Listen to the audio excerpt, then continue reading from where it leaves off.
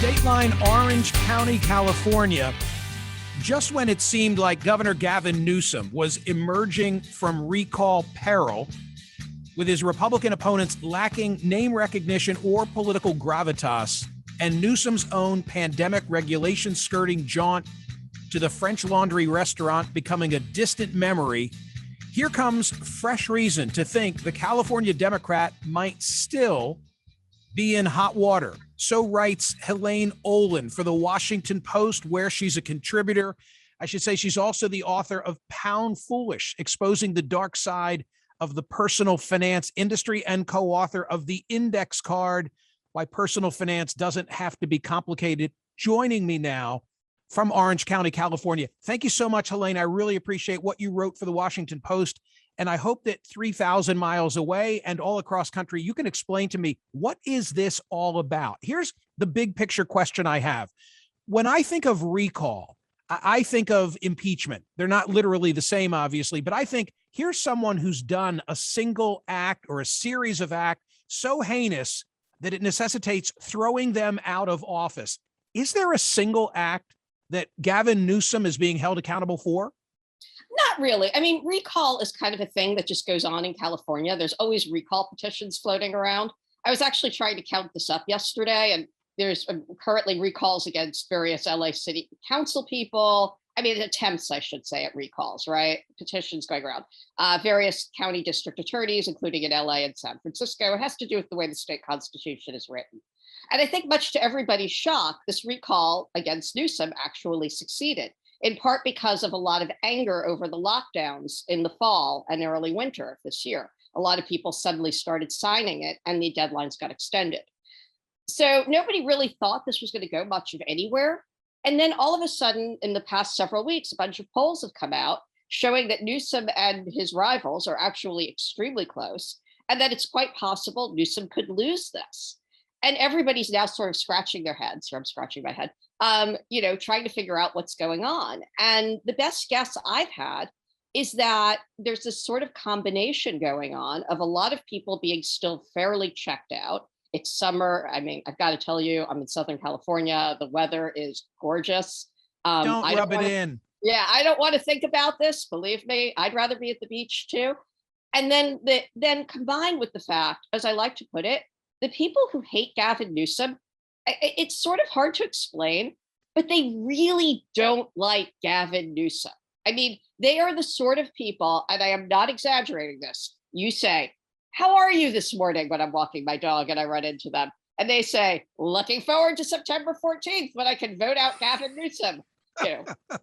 Are you happy you're not wearing a mask anymore? Can't wait to passion. Get out. Passion rules the roost, right? I mean, this is going to be the kind of election where passion matters, and the people who are pissed, they're definitely coming out to vote.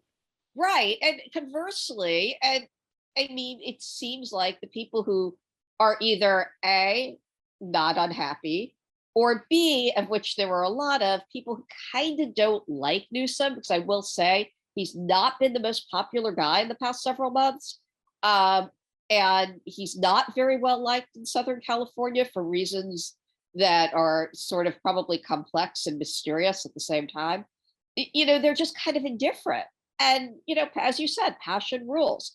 The only thing that could trump that potentially is, California is now mail-in ballots. Everybody will get a ballot within the next couple of weeks. And the Democratic Party really needs to push people returning these ballots and voting no. And this becomes another issue, because the way the ballot is structured is the first question is yes or no on Newsom. And then the second question is, who do you want to replace him?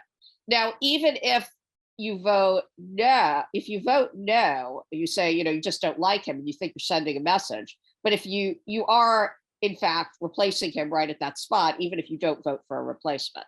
So this also needs to be explained to people. It's a sort of complicated. Well, and also, and help educate a nationwide audience. It's a plurality, right? So ballot comes in the mail. There are two questions. You want to get rid of Newsom.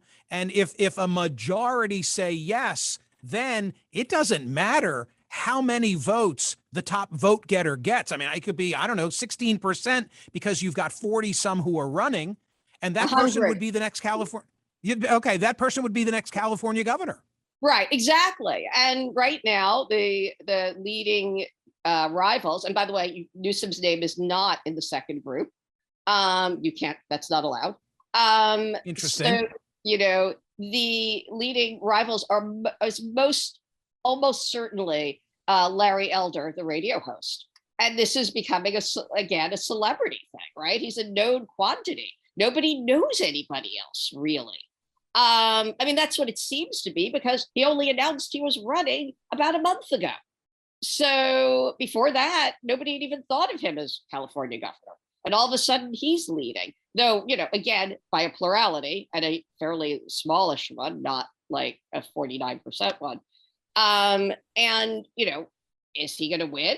I don't know. It seems unlikely. Okay, but it seems to me. I mean, I have a lot of respect for California politics. I do. I'm a Philadelphian who doesn't laugh when California does something, because I've learned over my life that sooner or later, whatever you do out there, it's going to happen here too. You're just usually ahead of the curve.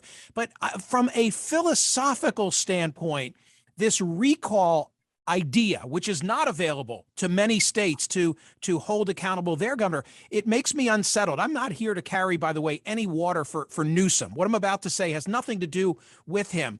I'm troubled by the idea that you can be governing and always subject to some movement of recall wherever you haven't, even when you haven't done something. For example, right now in New York, Governor Cuomo's on the ropes, and we all know why, because 11 women have come forward. The attorney general has accepted what they've said, yada, yada, yada. He could be impeached. That I get.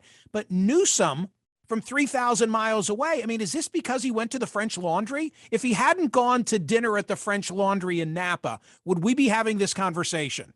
My guess is no. I've been known to refer to that as the most expensive dinner in political history. But that's good. I always say he should have gone to In-N-Out Burger. We wouldn't be in this problem right now. Everyone would live in Newsom. Or Gott's. If he had gone to Gott's, that would have been perfect. Right. So, no, I mean, people do remember it. You think they've forgotten it, and it comes up constantly. But I think it goes back to a lot. That goes back to a lot of anger over how, things were handled in California last year. California locked down very hard. The results of that lockdown were middling. It probably saved some lives, but it wasn't like California saved tons of lives and, everybody else suffered terribly. Small businesses have suffered tremendously over the past year. And I will say another thing that has always been a little strange is that in parts of the state, including Orange County, where I am, the lockdown wasn't enforced very well. So there was also this sort of contemptuous thing that kind of built up, I think. And I've always felt that's somehow mixed up in this, that like he couldn't totally enforce his own lockdown.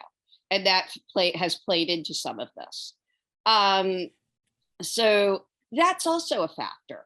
But I would say, again, the real thing, and you're right. I mean, the recall thing is kind of this thing that exists in California politics that probably shouldn't. I mean, I agree with you. I don't think it's right. The fact of the matter is Newsom's up for re-election next year anyway. I mean, it's not like he's been in office. As is Cuomo. Cuomo. Right. I mean, it's not like he was in office 6 months and everybody said this is a disaster, right? I mean, right. You could vote Newsom out next year if you're really unhappy with him. You're not really stuck with him for that long. So that begs the question again of what is going on here and why are we doing this? And some of this is, truthfully, the Republicans are like the dog that caught the car. I don't think they were expecting this to succeed either. The point that is not lost on me, something that, by the way, I'm so appreciative of Helene Olin being here. You can look at my social media and read what she just authored for the Washington Post on this issue. But something that, politically speaking, I think is significant is your observation that everybody's getting a ballot. Because if you needed to physically go out and vote in this election, I think he'd be in even more serious trouble, because who's coming out to vote on September 14? The people who are angry, and the others who are kind of nonchalant. Yeah, and Newsom, he's fine. They're not coming out. The passion wouldn't bring them out, but maybe passion will cause them to sufficiently fill out that envelope when it shows up on their doorstep. Right. I mean, it's easy enough to fill out a ballot, right? It takes 1 minute of your Yep, time, put it in the you would mailbox think. and buy. Right. So presumably, if they had to show up, it would be over right now. I can tell you that because as I said, the only people who talk about this are the Republicans. I mean, nobody else really thinks about it. And I mean, I guess that goes to the bigger point of why on earth we're even having a recall, right? Like you said, this is like, why does this exist? Because most people are fairly checked out on it. I mean, I can't really, emphasize that enough. The people who hate Well, him, and the people who right. don't talk about it. Am I right from as far as you know, Helene, that he's got a lot of money in reserve that Yes. he will spend in? Okay, so I mean, there's a month on the clock, a little bit more than a month on the clock, which is a long time in politics. And I'm sure that Elder and the others don't have a whiff of the financing that Newsom has. Maybe when he gets on television post Labor Day, all of it changes in rapid order. That's the hope, and that's certainly what the Democratic activists / analysts will tell you, that nobody's paying attention, nobody pays attention till after Labor Day, and that this will then kick into gear.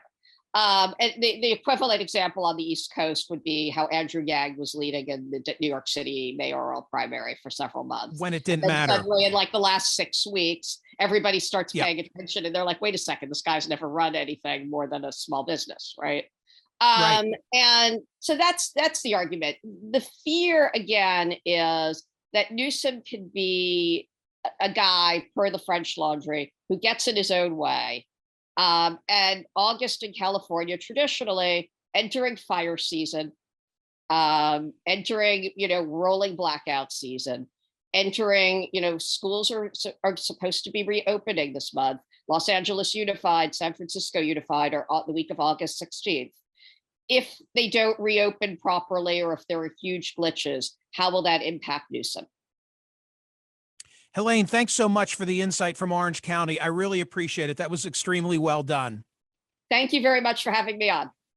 Now you can go to the beach. Thanks.